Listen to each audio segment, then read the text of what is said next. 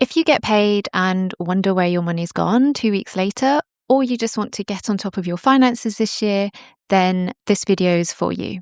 Today, I'm sharing my free budget tracker and I'll be showing you how to use it each time you get paid. And you should find the link to download it in the description below. I built this tracker because I needed something simple that actually worked. So I used to do all my money tracking in my head, something known as like mental accounting. But the reality was I wasn't actually staying on top of things and my saving was inconsistent. Since using this budget tracker, the way I handle my money has completely changed. So I've been using this for about 6 months. So I started in August 2025. And since then, I've been able to save consistently each month.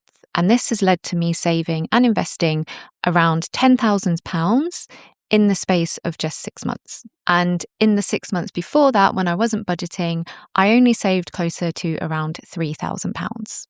Now, I do want to be clear, this budget tracker isn't magic. It didn't just make me suddenly save £10,000. The real difference was having a system and sticking to it and being disciplined. I did also increase my income during this period, but the difference was I now had a system that told me where to put that money.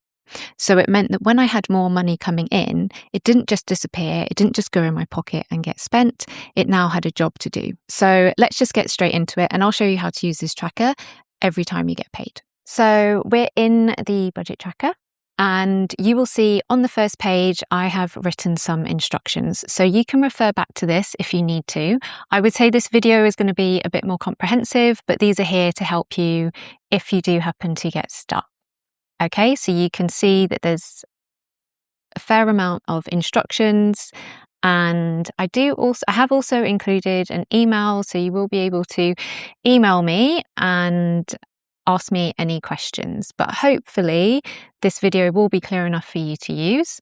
The first thing you need to do, okay, you're not going to be able to edit this when you open the link.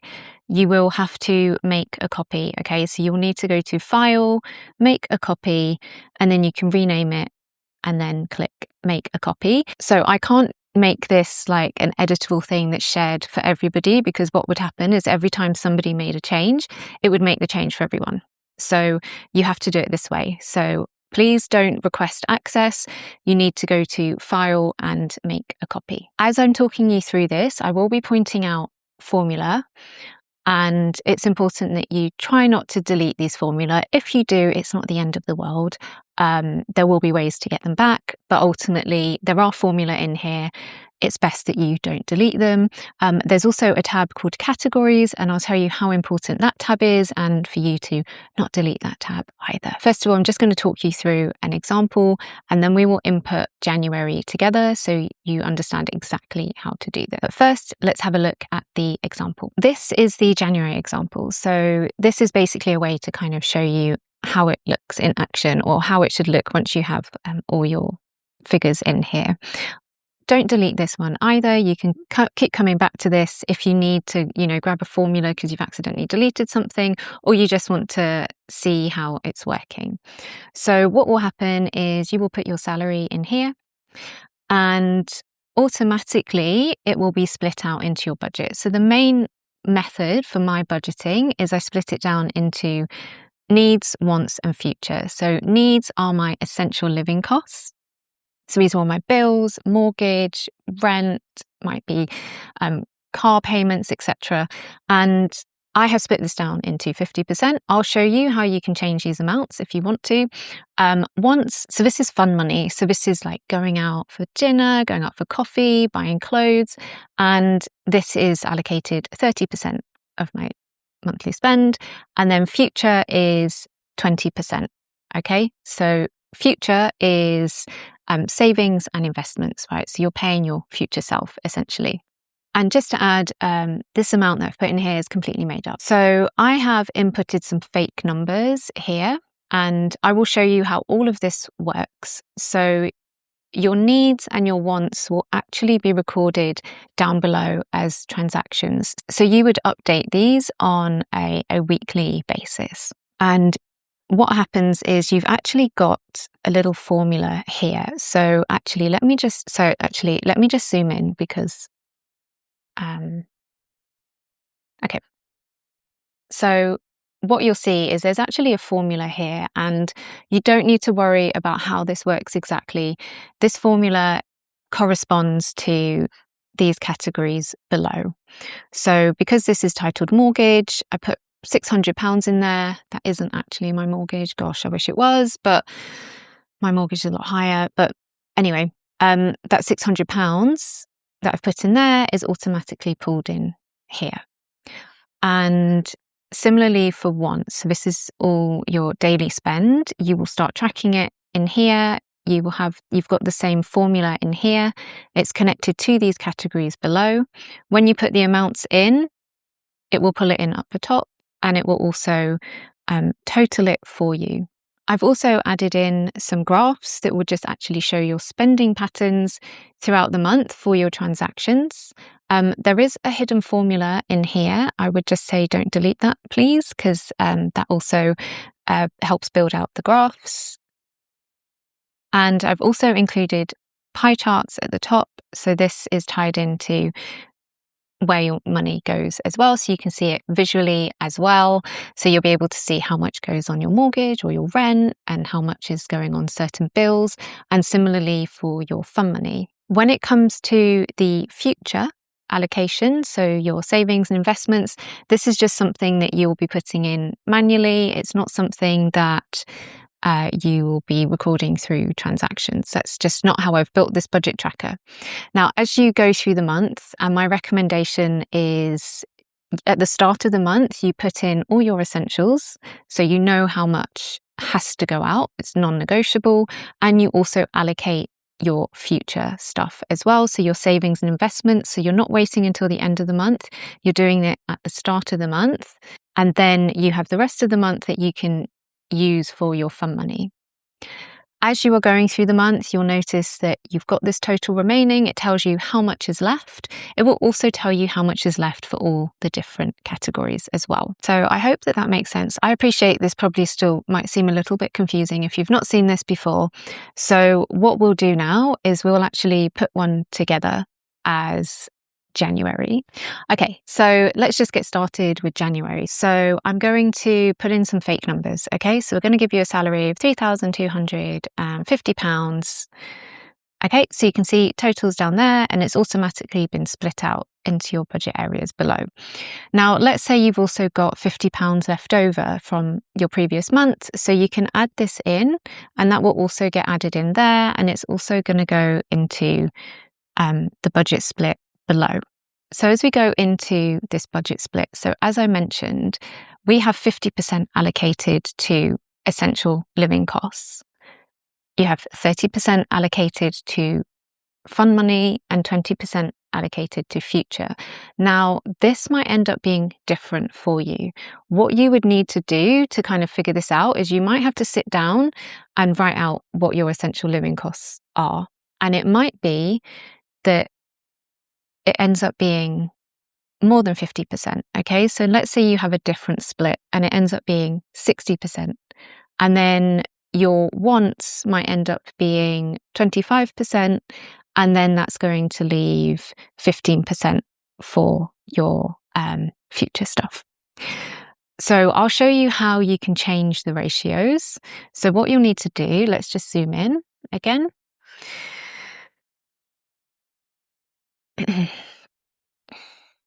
So if you click into this column, you'll be able to see there's a formula. So this 50 here is saying it's 50%. So let's say you do want to change this to 60, you would then make that 60 there. And then your wants, you decide that your wants then has to be 25 and your future is going to be 15. Okay, so, and then you would, change these here as well. You can do this split however you want. It's going to might be a little bit of trial and error for you. When I first started doing this, I was doing 50, 30, 20 for needs, wants, future. Then I started doing 50, 25, 25. And now I've started doing 50 for my needs, 20 for my wants, and 30 for my future. So we can stick with this kind of split just for the example. And so then you can see that this is what you have for your essential living costs. You've got £1,980. For your wants, you've got £825. So that's what you can spend on yourself and doing fun things. And then for your future, you've got £495. At the moment, because you've not spent any money, you've not allocated anything, it's showing its actual is 0. And so it's showing you what's left is the full amount. The planned spend is based on this final total. Now, I don't want to confuse people, but I do want to show you what you can do. Let's just say if you have that £50 and you want to put that £50 into your savings and you don't want it to be split across everything. So you would need to change this formula. So at the moment, this is pulling in from the total. So it's pulling in from C9. Okay.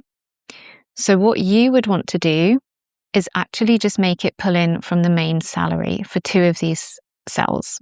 So you would say, okay, that is 60% of this one. And this one is going to be 60% of the main, this one is going to be 25% of the main salary. And then this one, you would do as C7, and then you would do plus whatever that amount is. And then you've got that extra £50 and it's going into your savings. So you don't have to do it this way, but if you wanted to do that, that is what you would need to do with the formula. So your next step is to now actually start allocating the money. So the first thing you want to do is allocate your essential living costs. So these are going to be all your fixed costs, and they're going to be recorded down here. So what I want you to do now is go into the categories tab. So this is where you can start deciding what your categories are. So I have put some in already, and they're really easy to change. Okay, you don't really need to do a huge amount in order to change them. So if you go to the categories tab, and you will see them here. So you've got your mortgage and gas, electricity, etc.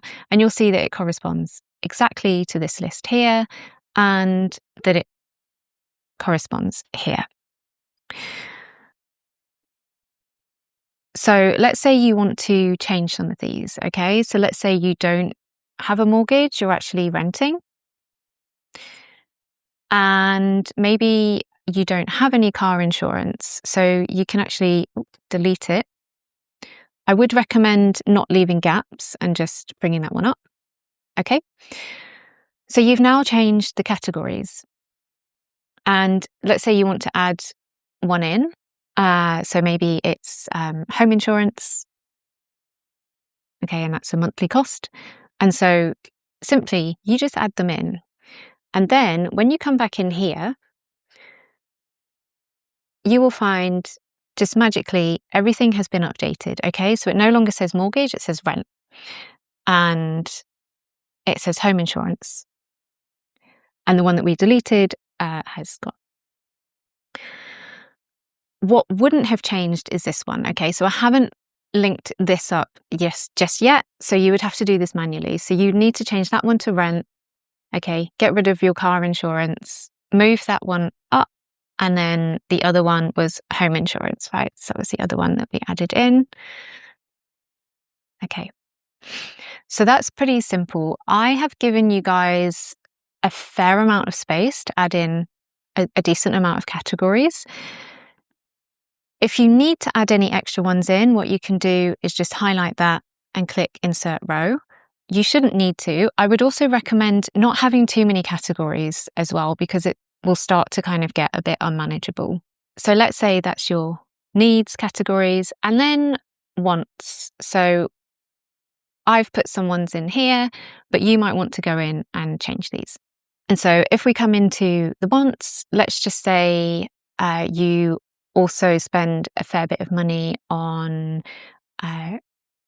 shoes, and maybe you also like buying books, and you're also a big gamer. And so as before, these would have also just been added in automatically. So not here, but if you come down into your categories, you'll see that these have been added in. But what you'll need to do, as I mentioned before, is add these in. What was it? Oh, mind blank. Oh yeah, books, video games. Okay, so you've added these in, but what you now will notice is there's no formula. But it's really simple. All you need to do, there's two ways of doing this. You can hover over this, get the little cross, and then pull that down, and then there you go. You've got your formula in there. The other way to do it is you would just do copy and paste. Okay, so similar to the needs, this formula, okay, this is tied into this section below. So let's start adding in the essential living costs. So these are all going to just be made up. So first of all, don't type in here. Okay, so if you just type in, let's say your rent is £800, great, but you've just deleted a formula. So what we'll do is we'll go into here. Now I've put a date in here as well, and this is so that you can build out this graph. So this is a really good way to just kind of record your living costs. I would recommend, if you don't do this already, is to try and get all of your fixed living expenses, so all your bills, to come out at a similar time shortly after you get paid, if that's possible. So a lot of mine come out shortly after payday or around the beginning of the month.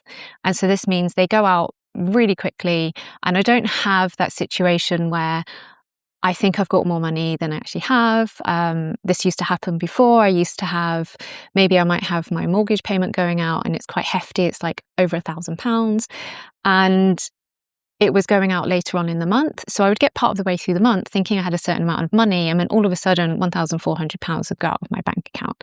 So my recommendation is try, as part of your money management, is try and adjust your direct debits so that they're going out together and sort of shortly after payday. So we're going to put our rent in. That's £600. In order to add in the date, you'll need to copy and paste it in, and then you can choose here. So then say you've got gas and electricity and it's 50 and it goes out on a similar day, and you have your council tax and that's 60. This is all very low living costs. I'm jealous. Water, just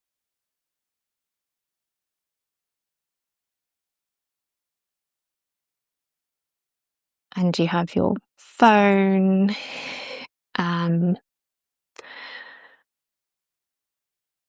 Transport, I would recommend for transport and groceries.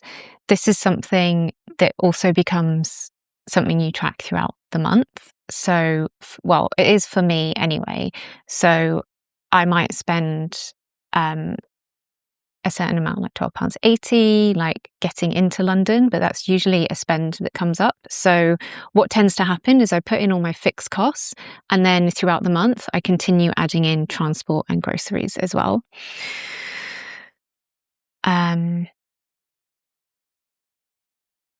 I'll show you what I mean in a bit more detail. So let's just say you spend £40 on groceries at the beginning of the month and internet.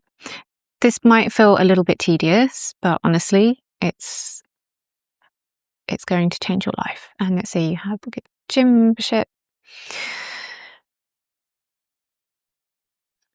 This would be any like other subscriptions. I think it's good to record subscriptions as well. You could put them into your wants categories if you wanted to. And let's say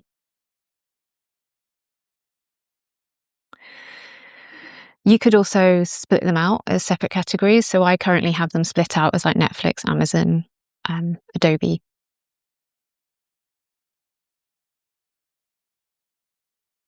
Okay, so you've added in your needs transactions, and what you'll be able to see is that it has totaled up here. So it's telling you what the amount is. They've all gone in there clearly. It's telling you how much you've spent already from your planned spend and what you have left. And the idea here is then as the month goes on, you will continue adding in more of your essential living costs, which should just be transport and groceries. Depending on how things are, you might have other subscriptions that come out. But again, I just recommend trying to get all of those direct debits coming out at the start of the month. It's a little bit of admin to get it sorted, but it is really worth it. As the month goes on, you might be spending a little bit money here and there. You're going to be doing a weekly grocery shop.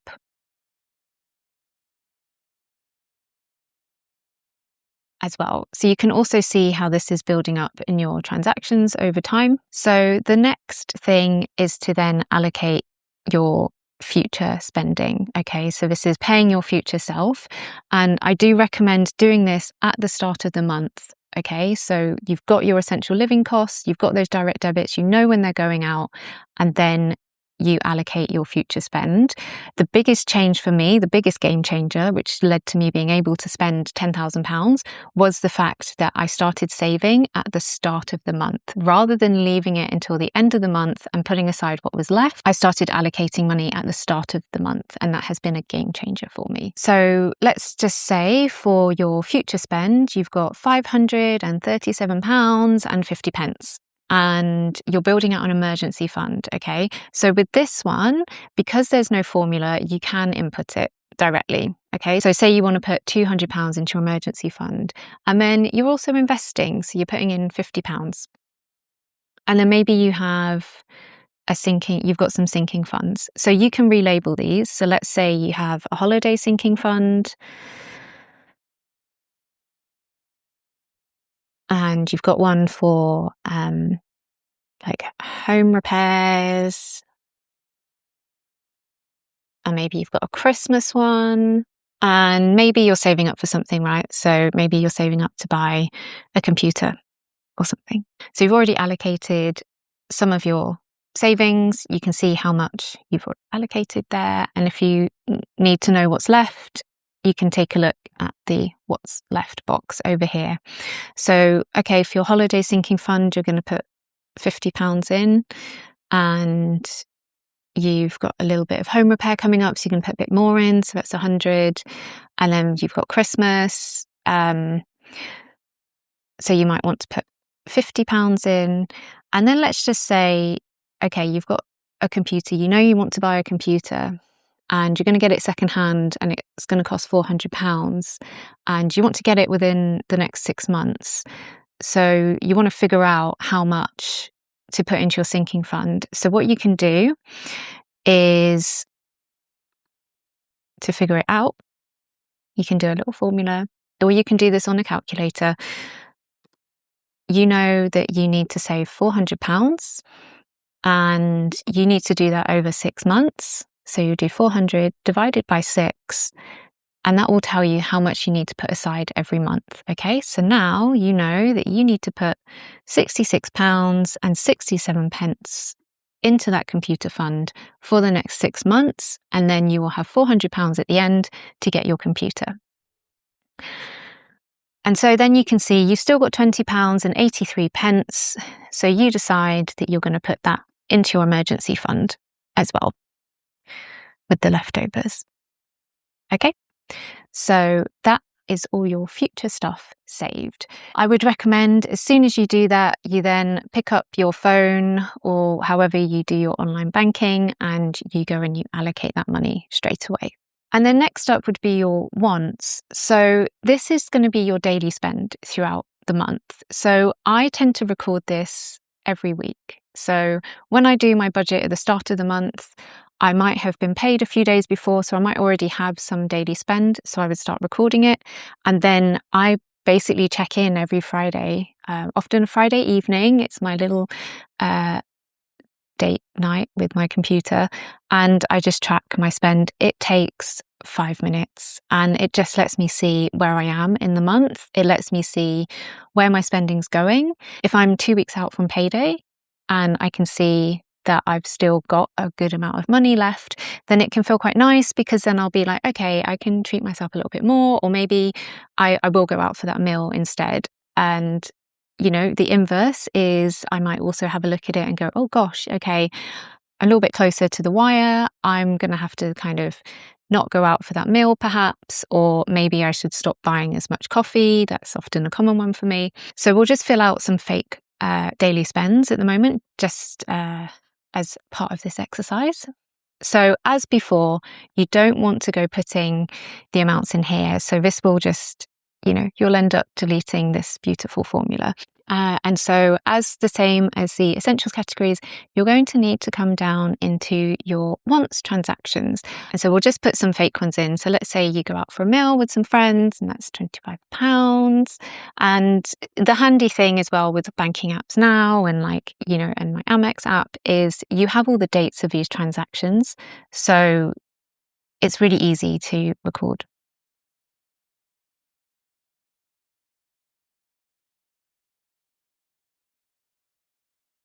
Say you spent a little bit on clothes, and then maybe while you were buying clothes, you got another coffee while you were out, and that one was a bit more expensive. And then you also got home and it was a bit late and you got some takeout.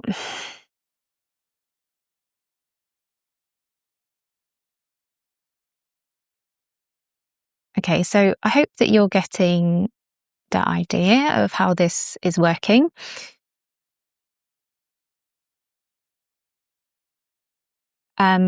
Miscellaneous, actually, just to talk about this category, I tend to have this miscellaneous category because I don't want to end up with loads and loads and loads of really granular categories. So I do have one that may not fit into the other categories. And for me, that's fine. I usually can remember what that spend was.